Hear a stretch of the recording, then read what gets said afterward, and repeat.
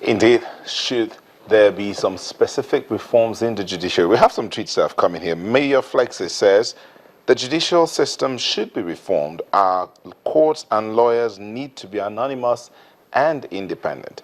And Nwogo Levi says our judiciary need reforms, whether persons involved or not are changed or not. These are some of the tweets we can take, but that conversation took place again on August the 12th.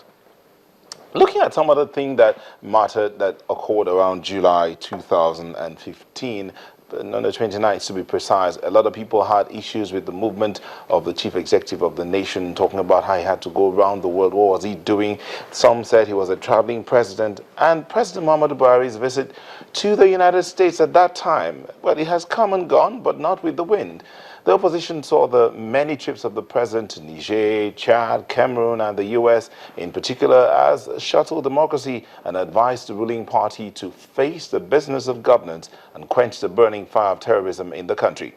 But the APC responded swiftly in the media, flaying the PDP for not appreciating the sincere efforts of the president to tackle the spate of insecurity, corruption, rebooting the economy to restore good governance.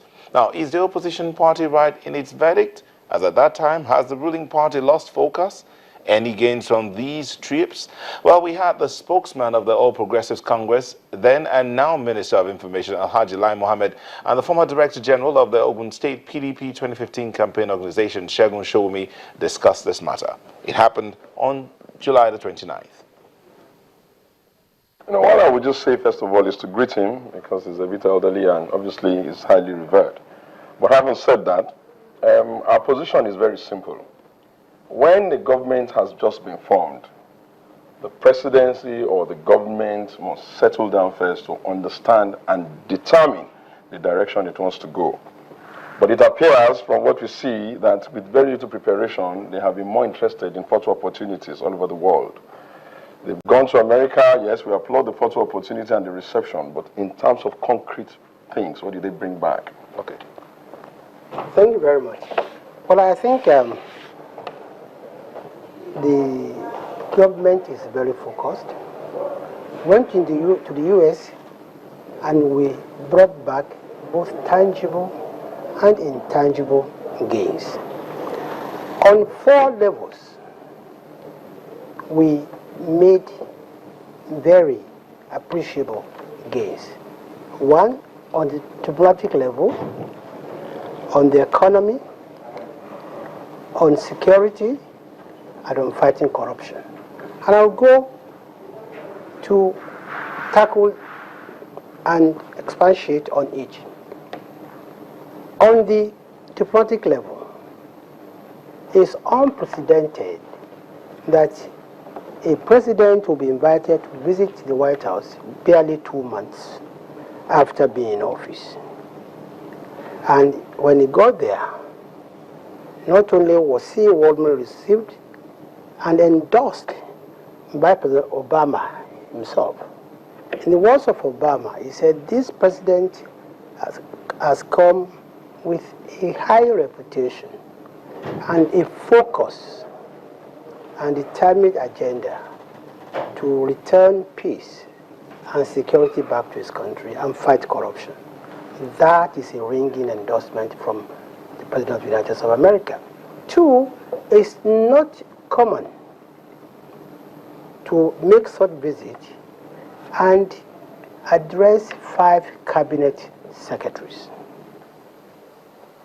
And I say it loud and clear that no African state, head of state, has received the kind of reception the President received.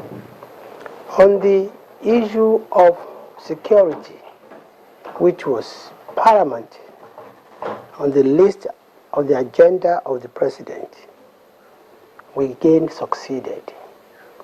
1, we had a firm promise of assistance in fighting the Boko Haram insurgency and terrorism using the instrumentality of the late Chad Basin Commission, which comprises of Nigeria, Niger, Chad, and Cameroon. And it's in furtherance of this that the president embarked on the visit today to Cameroon. 2, we receive firm assurance on training and assistance to our military, and this will commence very soon. On the economy, the president was able to secure a $4.2 billion investment from the Baker Group in agriculture and the power sector. The World Bank promised a facility of $2.1 billion to rehabilitate the economy of the Northeast. And So this it's not a loan? No, it's a loan. This facility is at the lowest interest rate possible. Thirdly, the president met with the Corporate Council of Africa and the U.S. Chamber. And before that dinner, the president met with the CEOs of 12 major companies in the U.S. Okay. Aladi, At the end of that meeting, it was announced that a trade delegation comprising of 20 American companies will be visiting Nigeria very soon. And our embassy is working on that.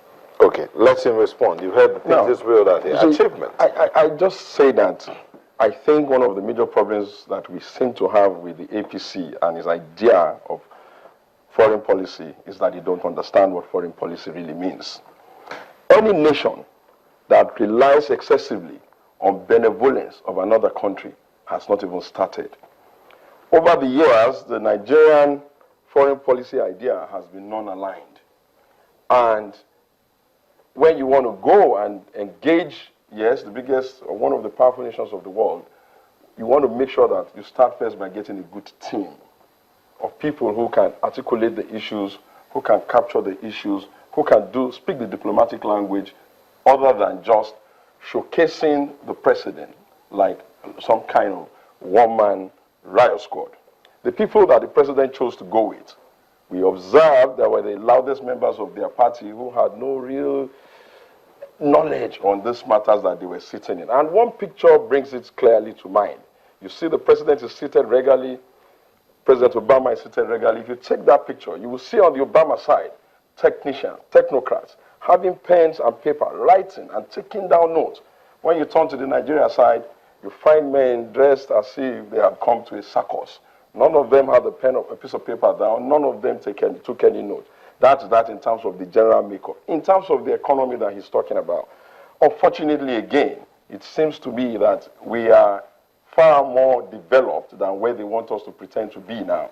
Normally, when you're going to a big economic meeting with big players in commerce and industry, you take with you big players in the Nigerian economy. Because at the end of the day, the world is convinced that there is no business for government in business. That sustainable development must happen when you get a handshake between private sector and private sector.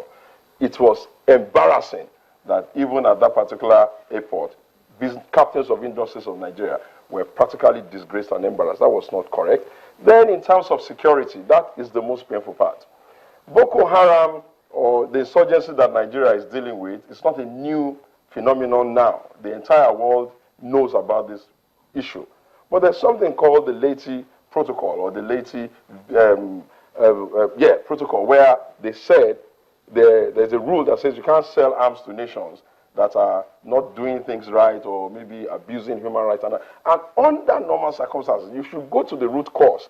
How did Nigeria, a nation that has always been known to have the best rules of engagement, respected in Africa, respected in the sub-region, how did we get into a mess that we are now being accused of not playing according to rule? Again, you have to return it back to the party that is in government now when they were in opposition. Careless talk, inability to restrain the language when we were the ones managing this Boko Haram issue got us into this mess. And we have not seen them depart from that. What did they get there? They got, at best, from President Obama, okay, we understand the perception that people say you have integrity, you seem to have said something on focus, but you are very, very weak on detail. And that has been the issue with APC ab initio.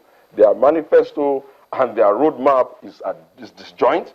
Their spokesperson once said nobody should even trust their roadmap because obviously that is just words in the air, and change is just the mantra that he took to the Nigerian people without really detailing out how that will happen.